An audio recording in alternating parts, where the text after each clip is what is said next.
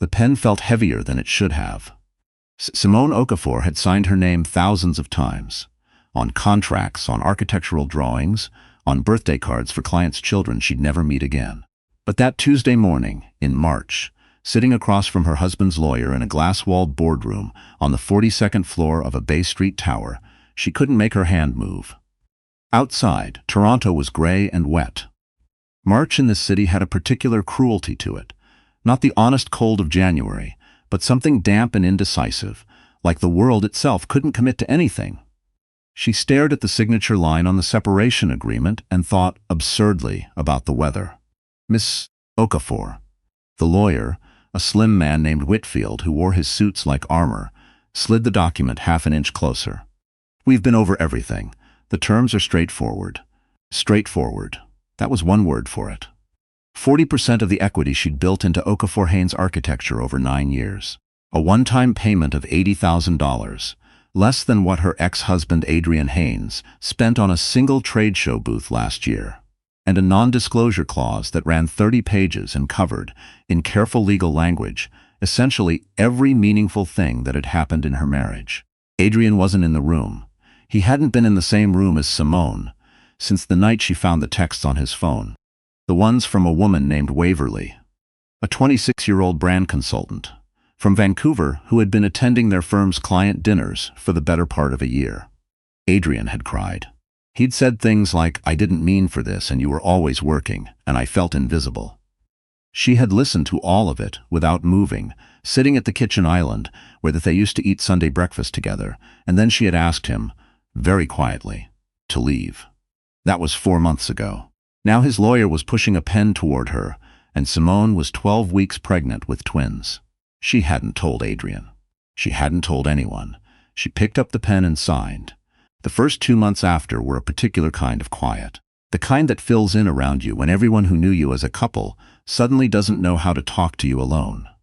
Friends called less. Mutual friends called never.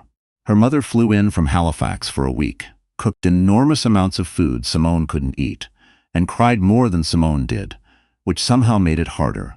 The firm was the worst part. Okafor Haynes architecture had been their shared thing, her vision and his connections, which had always been the arrangement, even if only one of them had fully understood it. Adrian's family money had funded the early years. His name on the door had opened certain doors that hers, alone, might not have. She had known that, accepted it, built something real inside that arrangement anyway. Now the arrangement was dissolving, and she had 40% of a firm she'd designed from the ground up.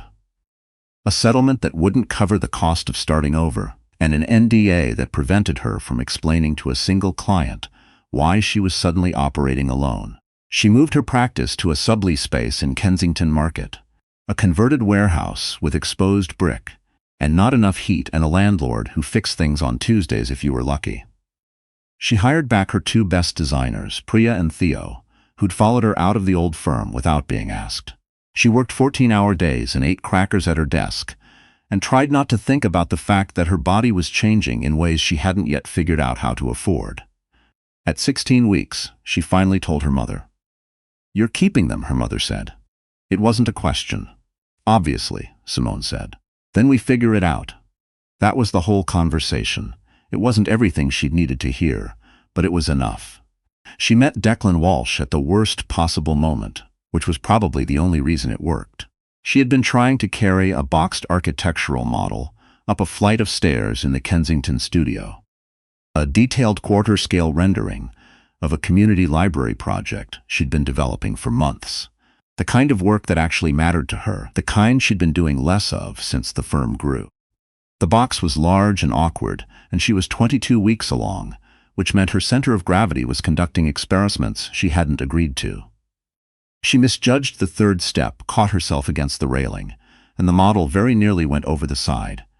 A hand steadied the box from below. Large, steady hands, belonging to a man she'd never seen before, who was apparently using her building's back stairwell for reasons that remained unclear. "I've got it," he said. "I've got it," she said at the same time. He carried it the rest of the way up without making a production of it. Declan Walsh, she learned over the following weeks, was a structural engineer who'd taken a sublease 2 floors below hers after leaving his own partnership under circumstances he described only as incompatible values, which was contractor speak, for something she understood instinctively. He was 41, divorced 4 years prior, no children. He was not handsome in any conventional way, but had a quality of stillness that she found, unexpectedly, restful. He didn't ask about her situation. He made coffee sometimes when he saw her light still on at 9 in the evening, and left a cup outside her door without knocking. He was the first person in months who didn't look at her like a problem to be solved. By March, 1 year exactly after she'd signed the separation agreement, their firms had collaborated on 3 projects. By April, they had dinner together twice. By May, she had told him about the twins. He had known about the pregnancy. Everyone in the building knew. But the specifics, Adrian, the texts, the NDA, the $80,000 that had already been swallowed by equipment and rent, she hadn't told anyone outside family. Declan listened without interrupting, which men rarely did. When she finished, he was quiet for a moment, looking at the table. "That NDA," he said. "The one that covers your contributions to the firm, 30 pages. Did your lawyer review it or his?" Or she looked at him. "What do you mean?" "I mean, there's a difference between an NDA that protects a company's proprietary information and one that prevents a founding partner from accurately representing her professional history." He paused. "Did your lawyer explain that distinction?" She had had a lawyer, a generalist her mother's friend had recommended, who charged a reasonable hourly rate and told her the document was standard. She had not, she realized now, asked the right questions. The twins were born in August. 2 girls, both healthy, both stubborn from the first hour, a quality the nurses found charming and Simone recognized immediately as inherited. She named them Ren and Sylvie. Adrian sent flowers. No card. The flowers were white orchids, which she'd once told him were her favorite, which meant either he still remembered or his assistant remembered for him, and she had no way of knowing which. She put them on the windowsill and didn't think about it. What she thought about instead was what Declan had said about the NDA. Over the preceding months, she had quietly done what she should have done a year earlier. She'd retained a different lawyer, a woman named Isabelle Fortier, in a small firm on Queen West, who specialized in intellectual property and partnership disputes. Fortier had reviewed the NDA in its entirety, made several observations about its enforceability, and advised Simone on what she could and couldn't say, which turned out to be meaningfully more than the original agreement had implied. Simone had been keeping records since the beginning. Architectural drawings were time-stamped. Emails were archived. Client proposal documents had version histories. 9 years of design work left a paper trail that no separation agreement could fully erase because the work existed in the buildings themselves, in the portfolios of clients who'd hired her by name, in a professional record that predated the firm and would outlast it. She hadn't known when she signed what she had. Now she did. The call from Adrian's lawyer came in October, when Ren and Sylvie were 2 months old. Simone was feeding both of them at the same time, a logistical challenge that had taken weeks to master when her phone rang. She looked at the number, recognized the prefix, and let it go to voicemail. The message was brief and professional. Adrian Haynes was seeking shared custody of the twins. He wished to establish a parenting agreement in the best interests of the children, and he hoped they could proceed collaboratively. She listened to it twice. He had not called during the pregnancy, had not reached out after the birth, had sent flowers once, had not in 8 months asked a single question about his daughter's health or weight or names, and now his lawyer was leaving messages about the best interests of the children. She set the phone down. Ren looked up at her with the particular expression she'd already developed, mild skepticism, as though she'd heard all of this before. Sylvie was asleep. Simone called Isabelle Fortier. What followed was not a dramatic legal battle, because Simone had learned, in the past year, that drama was expensive and rarely efficient. It was instead methodical. It was documentation and disclosure. It was Fortier filing a motion that reframed the custody application in light of Adrian's 8-month absence, and his failure to provide any support, financial or otherwise, during the pregnancy or the first months of his daughter's lives. It was also, separately and in parallel, Simone's formal request, through Fortier, to revisit the NDA on the grounds that it had been presented to her under circumstances that compromised her ability to negotiate independently. This was a longer process, with a less certain outcome, but Fortier believed in it, and over the preceding months, Simone had learned to trust Fortier's beliefs. Adrian's response to the custody motion was aggressive, and in Fortier's assessment, somewhat panicked. His lawyers argued that he had not been informed of the pregnancy until after the birth, which was technically true, and which they apparently believed would function as justification.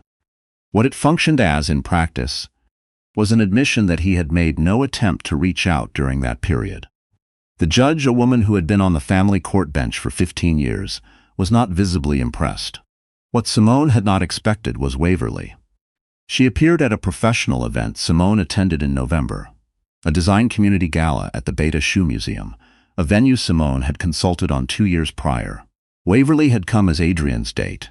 She was younger than Simone had imagined from the texts, and prettier, and carried herself with the particular confidence of someone who had recently won something, and hadn't yet discovered what she'd actually won. She approached Simone near the bar. "I just wanted to say," Waverly began, and then seemed to lose track of what she'd wanted to say. "You don't have to say anything," Simone told her, and meant it. Waverly looked surprised. "He told me you were." She stopped again. "What did he tell you I was?"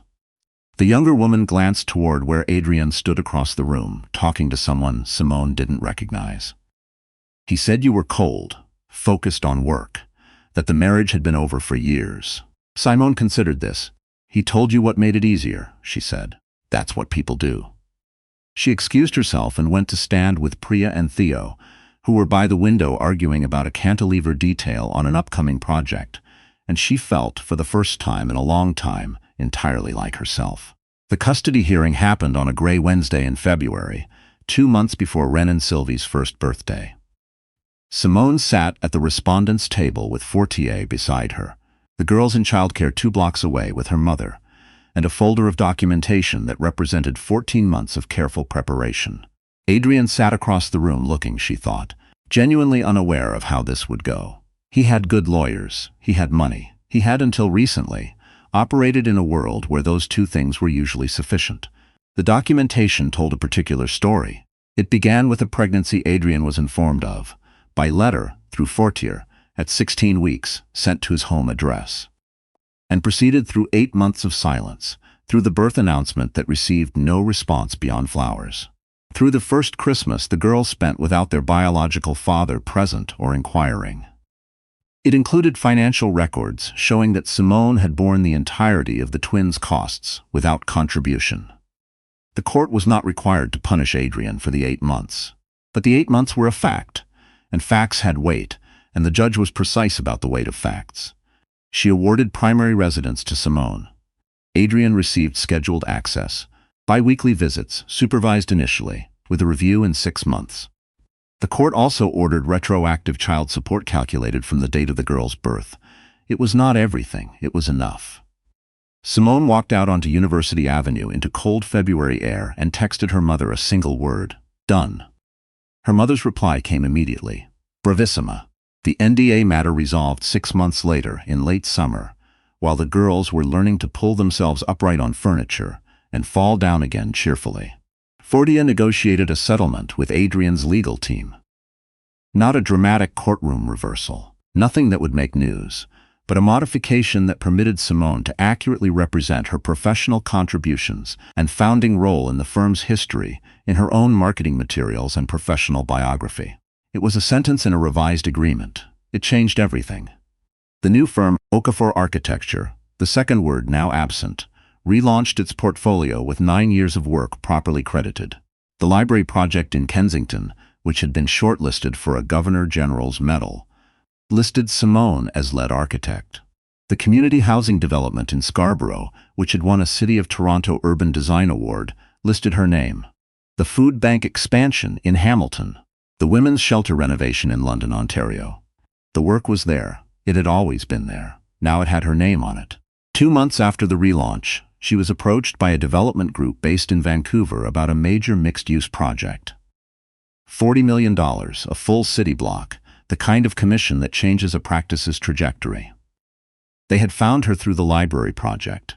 They had looked at her portfolio. She called Declan when the email came in. "Read it to me," he said. She did. There was a pause on the line. "That's a big project," he said. "I know. Are you going to take it?" She looked across the studio. Priya bent over her drawings, Theo arguing on the phone about a zoning amendment, the brick wall with its collection of pinned site plans and material samples, and a photograph of Wren and Sylvie in matching winter hats that her mother had sent. The window faced west, and the afternoon light was coming in at the angle she liked. "I'm going to need a structural engineer," she said. He was quiet for a moment. "I know a person. I thought you might." There's a thing that happens after a certain kind of loss, when you stop waiting for your life to return to what it was and start understanding that it's going to be something else entirely. It doesn't arrive as an insight. It happens in increments, in a Tuesday afternoon that goes well, in a daughter who says your name for the first time in the particular way that sounds like she's been practicing it, in a collaborator who leaves coffee outside your door and asks nothing in return and means it. Simone didn't spend much time anymore thinking about what Adrian had taken from her. The firm, the years, the particular version of the future she'd imagined. These were losses, real ones, and she'd grieved them in the way you grieve what you thought your life was going to be. But grief isn't a permanent address.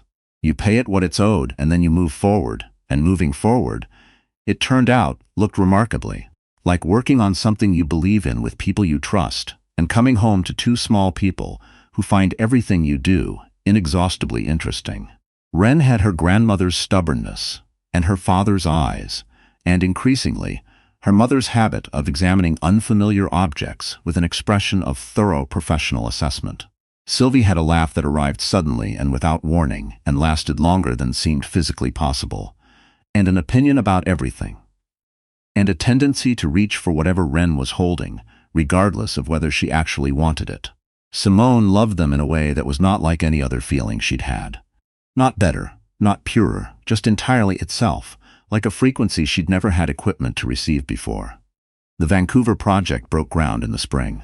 The architectural drawings went to the city in January, with Okafor Architecture listed as principal design firm and Walsh Structural Engineers listed as engineering consultant. The credit block was a small rectangle of text at the bottom of a technical document. It was not small to Simone. She and Declan had dinner to mark the submission. Not a celebration, exactly. Both of them were constitutionally skeptical of celebrations before the work was done, but a deliberate acknowledgement. They sat at a window table in a restaurant on Dundas Street, and she ordered wine she didn't drink because she was already thinking about the next morning's meeting, and he told her the thing about the cantilever she'd been quietly worrying about for 3 weeks. And she explained why she wasn't actually worried about it, and he considered her answer and said, "You're right," in the particular way he had, without qualification and without performance. Later, walking back to where she'd parked on Ossington, she thought about the boardroom on Bay Street, where she'd signed her name on a piece of paper that had tried to make her smaller than she was. She'd signed it anyway. You did what you had to do with the information you had, and then you got better information, and you kept going. That was the whole of it. The next morning, she was at her desk by 7. The drawings for Phase 2 were already pinned to the wall. Priya had left notes in red. The coffee was still hot. Outside, Toronto was doing something that couldn't quite decide between sleet and rain, damp and indecisive, the way it got in winter before it committed to spring. The light in the studio was exactly as she had always wanted it, warm and direct, from the west, landing on the work she'd spent 9 years making, and could now finally call entirely her own.